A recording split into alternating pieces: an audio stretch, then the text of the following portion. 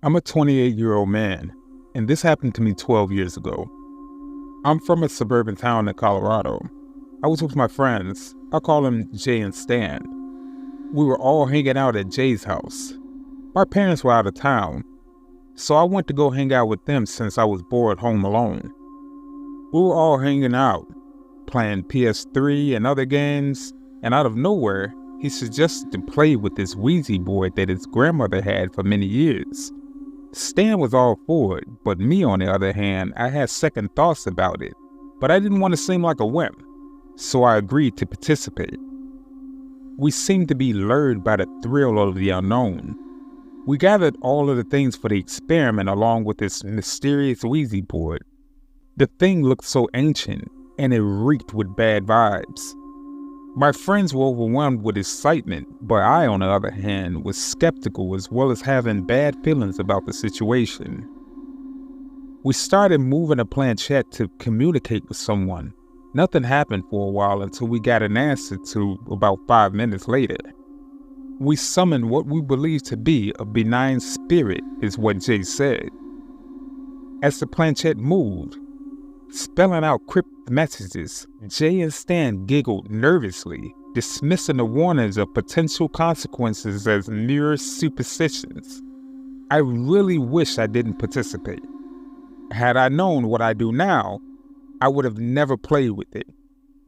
Little did we know that night we were unknowingly inviting a malevolent spirit into our homes. Stan asked a stupid question. When would we die? I said, "You idiot. Why the hell would you ask that?" "Oh, come on. We all know this is..." He was cut off, and I shit you not, the planchette spelled out tonight for him, 2 weeks for Jay, and 4 days for me. The way the planchette moved, it was almost like it was taunting us. It was almost as if I could feel his sinister smile feeding off our fear. We ended the session due to all of us being creeped out, but at the same time, we did not properly close it by saying goodbye. We ended up staying for a little bit, then I ended up going home. I can tell you right now that I experienced some crazy things that night. I ended up putting on a movie and falling asleep to it, to where I was woken up maybe around 1 a.m., and I was shaken out of my sleep by shadowy figures that was darting across my peripheral vision, leaving a trail of spine-chilling dread.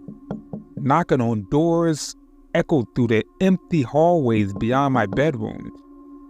Footsteps distinctively out of sync with their own resonated in the dead of the night, haunting my dreams with the certainty of unseen presence, all while trying to get sleep. The most terrifying of it all was around 3:24 a.m., and I went to the kitchen to get some water to calm my nerves, and I bullshit you not, one of the freaking appliances defied the laws of physics, levitating in the defiance of reason, as if being manipulated by an unseen force. That was the freaking last straw.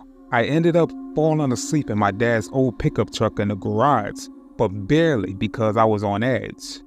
Somehow, I fell asleep and I woke up the next morning.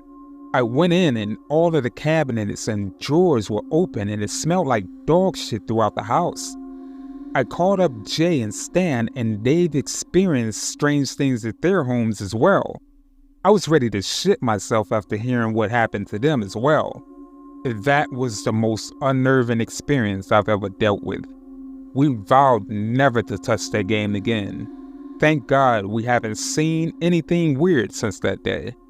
And I was the biggest skeptic when it came to that side of things. But now, those strange occurrences have made me and the boys into definite believers.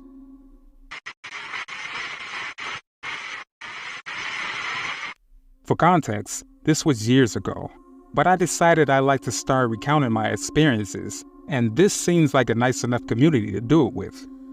My boyfriend and I at the time were moving, so things were in boxes and the bed was taken apart. He always had insomnia, but I usually would fall asleep. This night, things were off. I was tossing and turning for at least 30 to 40 minutes. He finally asked me what was up. I said, "It's really nothing." But he pressed, and I finally said, "I don't know, I just keep seeing these shadows." He pressed me to say more, which was unlike him, but I finally described the thing that I was seeing. It was probably 7 feet tall, dark blue, almost black, defined large muscles, and sharp teeth. He cut me off and asked, "Is it drippy and slimy looking?" I said, "Yeah." "Is it breathing really heavy and staring right at me?" I said, yeah." He said he saw it too, and he thought it was impatiently waiting for something, but then he didn't want to talk about it anymore. I found out later through a friend that knew him as a teenager that he had a weird history with a place out in the country called Stone Church. She described him as a shy kid that didn't have any friends, kinda emo, and desperately wanted to be like one of the cool kids at school. She said for fun one night, they went out to the abandoned church that was supposed to be haunted and did something like Bloody Mary or play with a Ouija board, and crazy things started happening. At one point, the door swung shut and locked them in a room, and she couldn't get in for a few hours. But when he came out, he seemed different. This was not the guy that I knew at all, by the way. She said the next day he was forever changed guy. He was super charismatic and made friends everywhere he went. They were like his followers. Until she mentioned it, I never really realized how much they seemed to worship him. He refused to talk about it, and she clammed up, and I didn't want to say anything else about it anymore after that. A few days prior to the night he saw the entity, there were several odd shadows, and things started happening. My boyfriend got creeped out and nearly threw his phone. He said he saw a face or something flash across the screen. He was getting more and more agitated. Then the next day I started hearing bangings of pots and pans in the kitchen, but no one else heard it. This happened a few times, and I even started getting up, running over to the kitchen, but there was never anything there.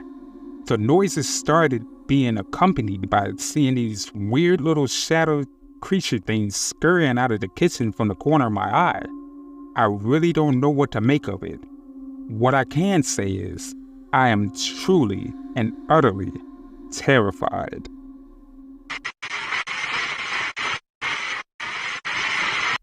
This happened to me 5 years ago. Me and my friend Emma were in her attic just scoping out all of the antiques and forgotten treasures that were stored up there. All of this stuff was passed down to her mom, and she just stored it up in the attic to be forgotten. We came across this old-looking Ouija board that looked like it came from the 1800s. Emma suggested that we should see what the hype was all about concerning the mystery around Ouija boards. I agreed, and we brought it down. All I can say is that the internet is a scary place. Seeing it stores information on how to summon demons from a game board? Great job, internet. Anyways, we seem to be psyched about delving into the forbidden realm of the supernatural. It's really weird how our curiosity got piqued by an old dusty Ouija board we found in the attic. After we gotten everything set up, we were overly excited, but at the same time, we felt kind of suspicious in a way. We placed our fingers on a planchette, hoping for a glimpse into the mysterious world of the beyond. As the planchette moved, it spelled out the name Tommy. He said it was a 10-year-old boy that died in the early 19th century from a fever. We believed we made contact with a friendly spirit. We were so engrossed into the conversation, but we both failed to notice the subtle changes in the atmosphere, the chill that filled into the air, leaving goosebumps all over me. Me and Emma have been communicating with the supposedly Tommy for weeks, and it seems our encounter with this supposedly Tommy grew more frequent. We started to notice a change of events that began to unfold around us. Shadows seemed to linger a little bit longer. Whispers haunted my dreams, and a persuasive sense of unease settled all over my once carefree days. Emma was more the cautious one. and she began to suspect that Tommy was not who he claimed to be. Her fears were validated one fateful evening when a sense of malevolence emanated from the board. Tommy's words turned sinister, his facade slipping away to reveal the darkness that has been with us all along. With a sudden gut-wrenching realization, we both realized what a terrible mistake we've made. We found ourselves face to face with a malevolent entity masquerading as the innocent spirit of a child. Its intentions were far from benevolent. It seemed to want to feed off of our fear and weakness. It wanted to manipulate us and bring chaos in our lives. I kept hearing footsteps, knocking, ghostly whispers, shadow people at the foot of my bed, and overwhelmingly amounts of sleep paralysis. Neither one of us was sleeping, and we swore we were gonna die. Emma and I grew tired. We just wanted to end it all. So we wanted to make this session our last by all means. It seemed Tommy this time didn't hold back. He told us he wanted to kill us in so many different ways. We both were crying and asking him to stop, but he just kept going on and on. Emma just invoked the name of Jesus and demanded the evil spirit to depart. I kid you not, we heard a deafening screech that felt like it was gonna make my head explode. The scream reverberated through the room, and I swear the windows rattled. We quickly said goodbye, and that was that. It was over. We haven't experienced anything in our lives since. We both swore never to dabble into the occult again. Emma put that damn thing back in the attic. I swear, this story is 100% true, and it is just a reminder that we should have left that shit alone.